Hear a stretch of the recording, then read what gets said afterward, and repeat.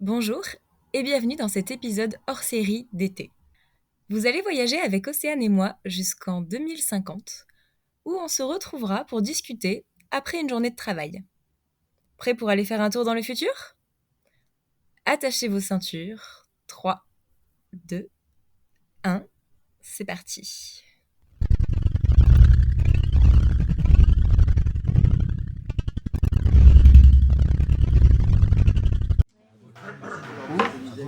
Salut! Je vais prendre une carafe avec 2 verres s'il te plaît. Ouais, elle est pas encore arrivée. Je vais m'asseoir en l'attendant. Ah, quelle journée!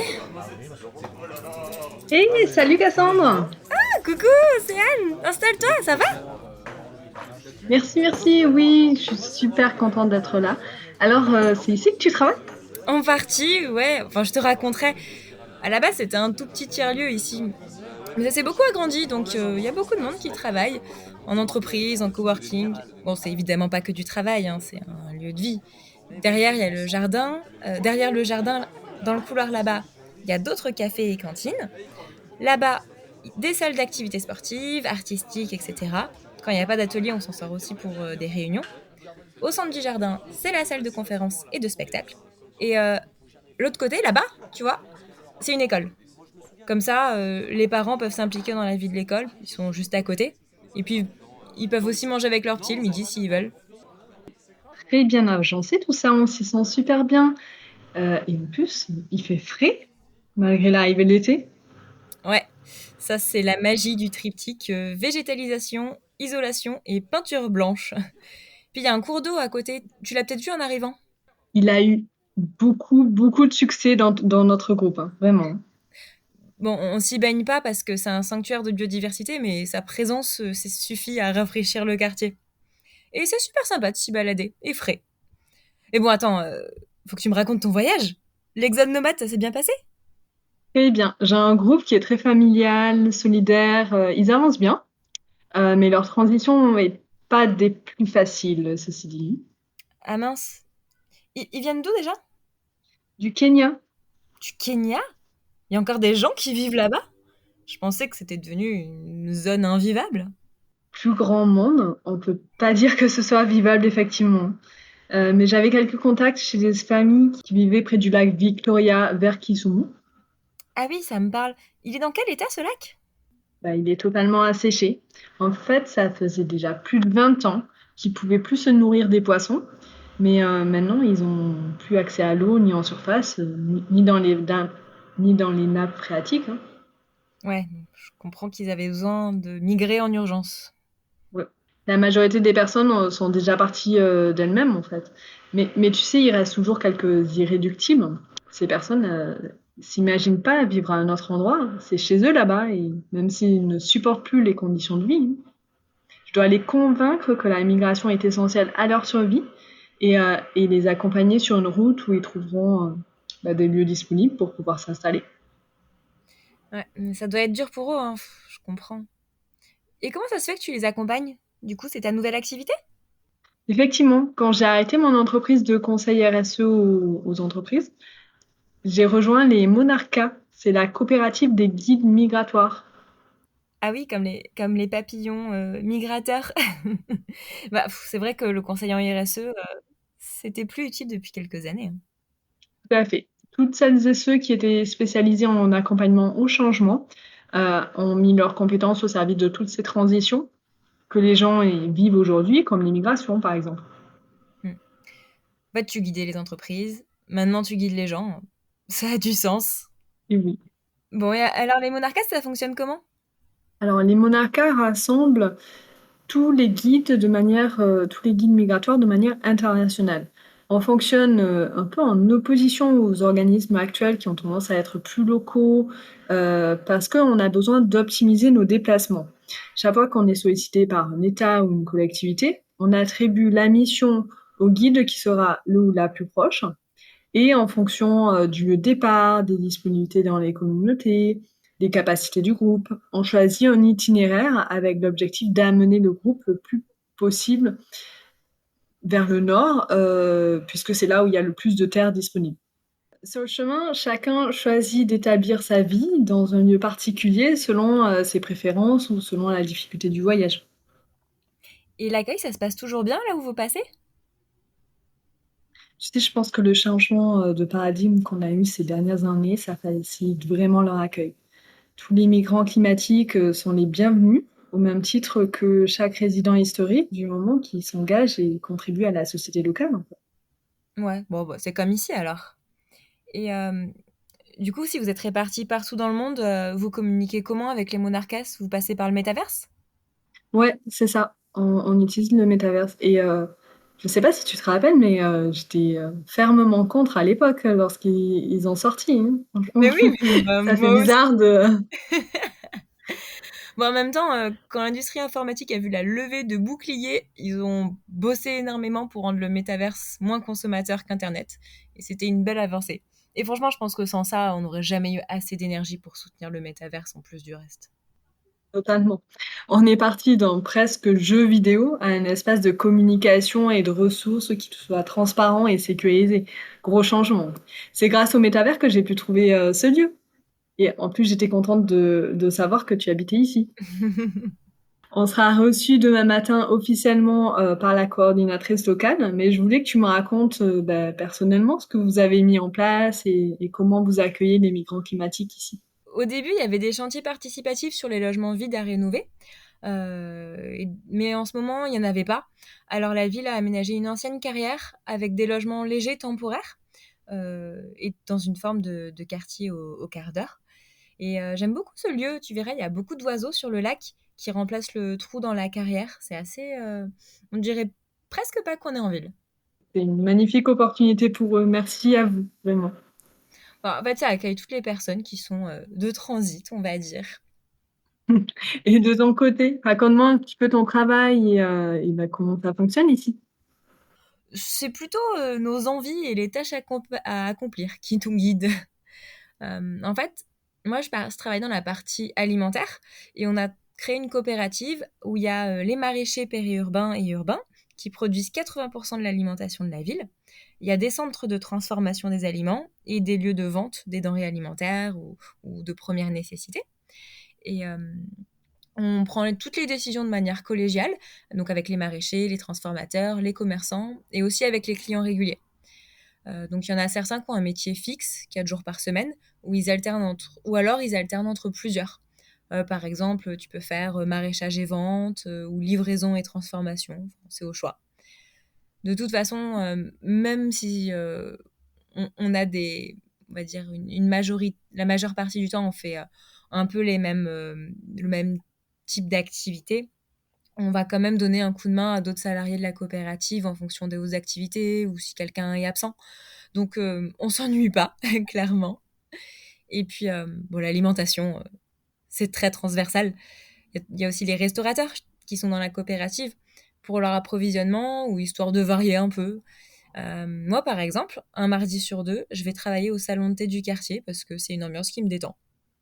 Ça m'étonne pas de toi pour le café, talent de thé. Tu toujours aimé accueillir, échanger avec les gens. Ouais, c'est vrai. Enfin bon, du coup, je rencontre pas mal de personnes et c'est vrai que ben, la majorité des gens qui sont ici ils font partie de plusieurs structures avec des statuts différents. Alors, on s'attache pas vraiment au statut, mais voilà, plutôt aux tâches à réaliser en fonction de qui est disponible et le ou la plus compétente à ce moment-là.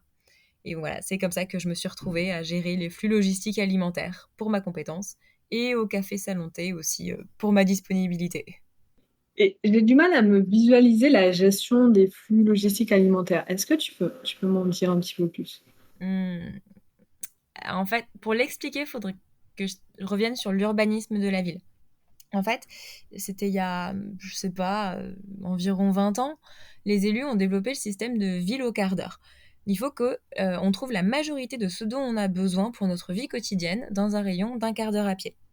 Du coup, pour l'approvisionnement, il faut faire circuler les marchandises en fonction des différents lieux de production, de l'extérieur de la ville vers les quartiers, ou alors d'un quartier vers les autres. C'est une bonne logistique et il y a beaucoup de vélos cargo qui circulent. Et donc, ben voilà, mon boulot, c'est limiter leurs kilomètres malgré tout et que ce soit fait le plus efficacement possible. Super. Ça, c'est bien relié avec ton ancien poste en mobilité, effectivement. C'est vrai. Et en plus de l'organisation de la ville, vous avez fait des choix assez intéressants pour vos bâtiments. Ça vient d'où? Mmh, c'était les urbanistes, dans les années 20. Ils ont opté pour, la rénovation des bâtiments avec, en suivant les règles du biomimétisme, inspiré de la nature, c'était la grande mode. Mais bon, c'est joli, c'est confortable, moi j'aime bien. Donc globalement, comme un peu partout, c'est des bâtiments qui produisent leur énergie. Les panneaux photovoltaïques assurent 95% des besoins. Ils sont fabriqués en majorité avec du bois. On a des façades végétalisées, des ventilations naturelles inspirées des termitières, toujours la référence à la nature. On récupère les eaux de pluie. Il y a même des quartiers qui ressemblent à des mini-forêts. C'est trop mignon. Je vous ferai visiter. Ouais, avec plaisir. Je suis sûre que ça plaira beaucoup à mon groupe de migrants. À chaque fois, on voit différentes sortes de quartiers. Il y a des choix d'urbanisation, même si finalement, au niveau des ressources, c'est les mêmes technologies, etc. Mais il y a des choix d'urbanisation intéressants. Ouais, j'imagine. Faudra que tu me racontes ça. Mais je me demandais aussi, les migrants, tu les amènes, mais ils peuvent passer dans n'importe quel pays et s'installer dans n'importe quel pays? Oui, alors en fait, c'est un accord international qui a démarré par la reconnaissance du statut de migrant climatique en 2025. Déjà, ce statut-là, il s'appuyait sur le rapport du Haut Commissariat des Nations Unies pour les réfugiés, le HCR, qui avait publié en 2018. Donc, ce rapport où il a exprimé son inquiétude déjà à l'époque sur le besoin de définir ce statut. Donc, il est arrivé derrière par la suite en 2025. Et il a été utilisé par la suite et on a dépassé les 200 millions de personnes avec ce statut en début d'année. 200 millions, c'est énorme. Dire qu'on pensait pas réussir à accueillir tout ce monde, en fait, ça se fait et bah, sans trop y penser presque. C'est cela. En changeant en fait nos modes de vie et de consommation, ben, on est parvenu. Hein. Comment se passe la cohabitation ici? Et ben, la base du travail, en fait, c'est qu'on a un revenu universel. Donc, ben, comme tu sais, travailler, c'est presque devenu un choix, mais je connais personne qui contribue pas, en fait. Donc, ben oui, il y avait eu les pénuries et les dysfonctionnements dans les années 40 au moment où c'est arrivé. Euh, mais bon, après ça, tout le monde a compris que revenu universel, ça voulait pas dire vacances. Donc, et maintenant, ben, celui ou celle qui contribue pas d'une manière ou d'une autre aux activités productives est une espèce d'élément perturbateur de la société. Mais franchement, les premiers migrants avaient tellement envie de s'intégrer qu'ils ont tout de suite trouvé des activités, ça a jamais été un problème. Les perturbateurs, on leur dit rien. Ben, en soi, Yel lui arrive jamais rien, mais c'est dommage parce que du coup, ben, Yel fait partie d'aucun groupe, un peu fermée sur elle-même, seule. Je pense que tout le monde a compris maintenant que le collectif, ça crée une société qui est pérenne et résiliente. Hein. Ben, ouais, on le sait en plus que ce qui rend heureux dans la vie, c'est d'avoir des relations sociales approfondies. Et c'est aussi pour ça hein, qu'on travaille moins aujourd'hui en quantité. C'est parce qu'on a beaucoup d'interactions humaines, mais surtout, on a du temps pour développer nos relations personnelles, avoir du temps pour nos proches. Du coup, ben, ceux qui participent pas aux activités, ils n'ont pas accès à ce bonheur. Finalement, c'est leur choix, mais je trouve ça dommage. Enfin, cela dit, ils peuvent toujours revenir quand ils le désirent. Mhm. Mais dis-moi, il est vraiment très très bon ce thé glacé. Ah oui, celui-là, je suis sûre que tu l'as jamais goûté ailleurs. C'est un kombucha aux fleurs de houblon et qui pousse sur la terrasse en haut. On peut pas faire plus local. Ah là là, le local, l'économie circulaire, mais qu'est-ce que j'ai pu rabâcher ça à mes clients? Je me rappelais quand on parlait des éco-gestes en 2022, de faire sa part, on essayait de convaincre que la responsabilité repose sur chacun et chacune d'entre nous, et quel que soit son métier, son âge ou son revenu. Le colibri. Bah, finalement, ça a bien fonctionné, hein. Tous ces professionnels sensibilisés ont transformé leur métier, leur entreprise, ils ont mené des initiatives, ils ont engagé des personnes autour d'eux. Et ben maintenant, comme tout le monde est formé aux pratiques responsables, enfin, Au début, tout le monde était acheteur responsable, manager responsable. Et puis finalement, comme tout le monde était quelque chose responsable, ça a redisparu des noms de métiers. C'est normal, quoi. C'est ça, c'est devenu la norme.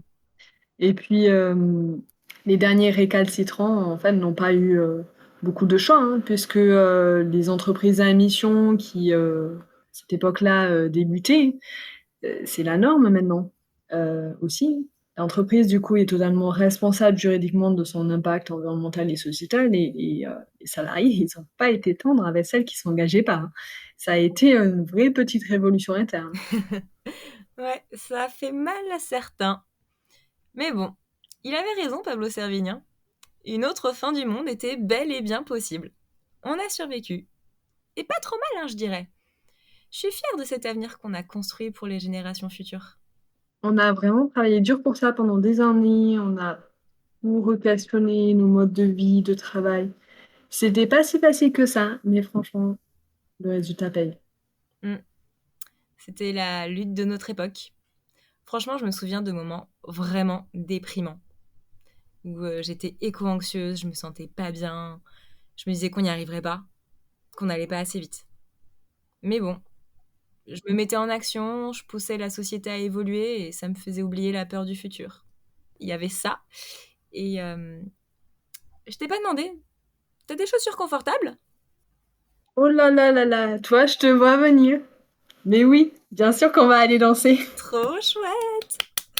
Il y a un bal de swing sur la place du quartier. J'espérais bien t'y traîner. Mais tu verras, je te présenterai à tout le monde. Tu te sentiras chez toi ici. Enfin, le temps que tu seras prête à rester. Merci de ton accueil, Cassandre. Je pense qu'on va passer de très très bons moments dans ce petit arbre de paix. Avec plaisir. Bon allez, c'est parti. Maintenant qu'on en a parlé, je trépigne, on va danser. Go go go!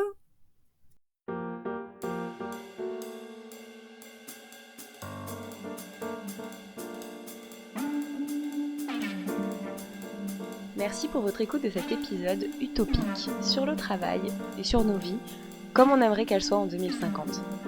Si ça vous a plu, je vous laisse partager ce podcast autour de vous et créer le débat autour de nos vies futures. Si c'est la première fois que vous écoutiez Écolo au boulot, bienvenue. Vous êtes sur un épisode hors série d'été.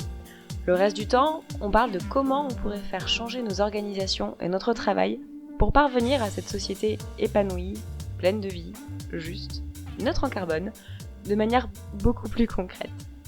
À bientôt pour un nouvel épisode et passez un bel été. Ciao ciao!